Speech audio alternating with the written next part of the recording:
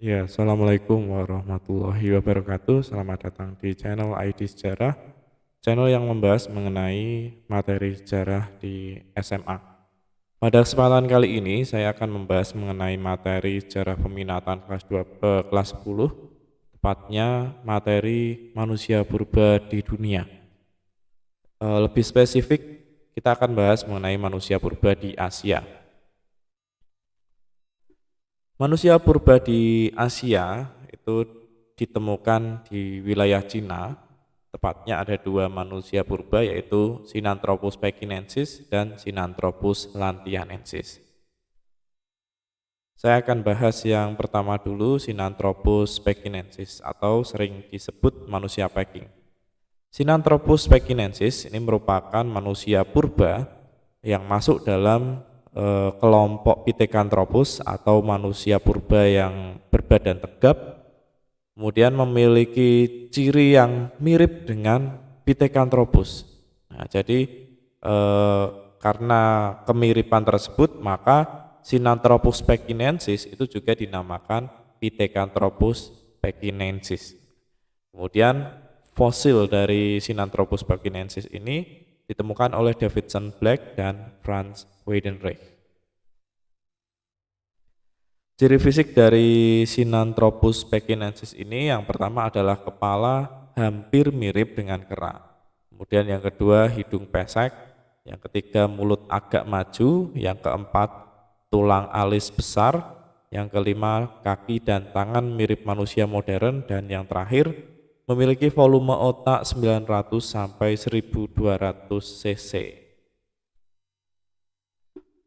Dari penelitian Sinanthropus pekinensis ini diawali dari proses ekskavasi. Apa itu proses ekskavasi? Kurang lebih ekskavasi itu penggalian peninggalan dari sejarah. Nah, maka dilakukan proses ekskavasi pada tahun 1923 sampai 1927 yang berhasil mendapatkan serpihan fosil dari Sinanthropus pekinensis.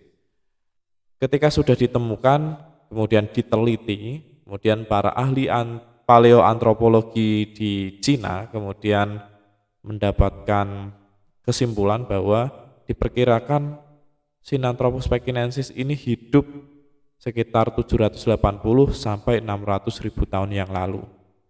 Kemudian Sinanthropus pekinensis ini ternyata meninggalkan banyak sekali peninggalan, terutama ketika pada tahun 1929 dilakukan penelitian di Gua Chou Kou Tien. Nah, dari penemuan di Gua Chou Kou Tien ini ada beberapa hal yang mengejutkan. Di antaranya ditemukan 6 batok kepala, 12 pecahan batok kepala, dan yang terakhir 150 gigi, itu dari fragmen manusia purbanya.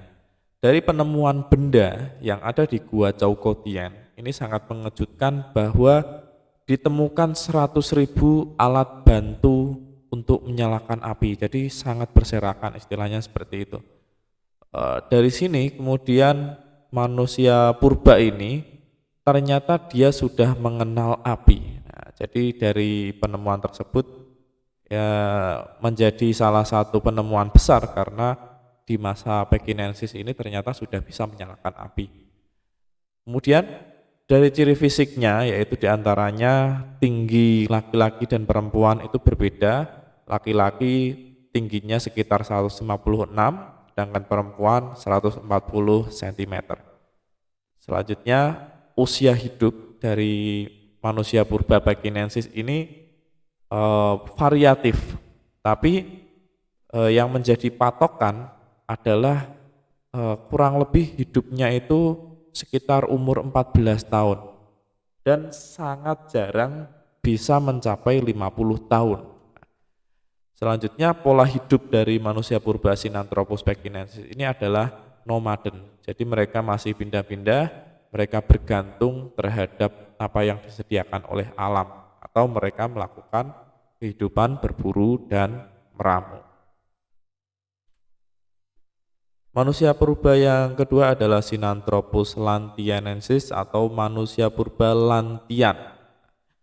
Manusia purba Sinanthropus lantianensis ini sudah ditemukan di tahun 1963, namun baru dipublikasikan ke media, ke koran dan lain sebagainya itu di tahun 1964 atau 1 tahun setelahnya oleh Wu Jukang. Sinanthropus lantianensis ini ditemukan di wilayah Lantian, Tiongkok bagian barat laut.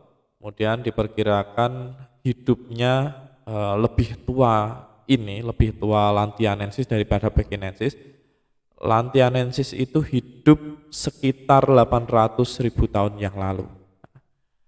Kemudian ketika dilakukan rekonstruksi atau dilakukan penelitian ulang, ditemukan fakta bahwa Sinanthropus lantianensis ini memiliki volume otak sekitar 780 cc, yaitu hampir setara dengan Homo erectus yang ada di Indonesia. Selain fosil yang ditemukan, juga ditemukan benda-benda yang lain, diantaranya ada fosil hewan dan artefak. Dari artefak yang ditemukan menunjukkan bahwa artefak dari Sinanthropus lantianensis ini ternyata sudah mengalami modifikasi, diantaranya sudah mengalami serpihan pada batu yang ditemukan. Hal ini menandakan bahwa mereka sudah bisa berpikir untuk memanfaatkan alat dan memodifikasinya.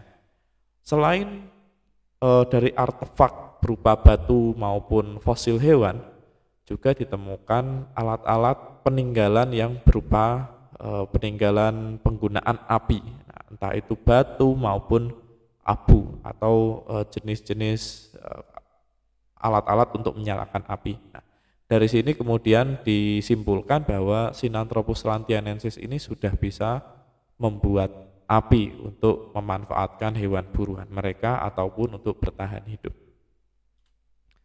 Oke, cukup sekian pembahasan mengenai manusia purba di Asia. Akan saya sambung di video selanjutnya mengenai manusia purba di Eropa. Oke, cukup sekian. Wassalamualaikum warahmatullahi wabarakatuh.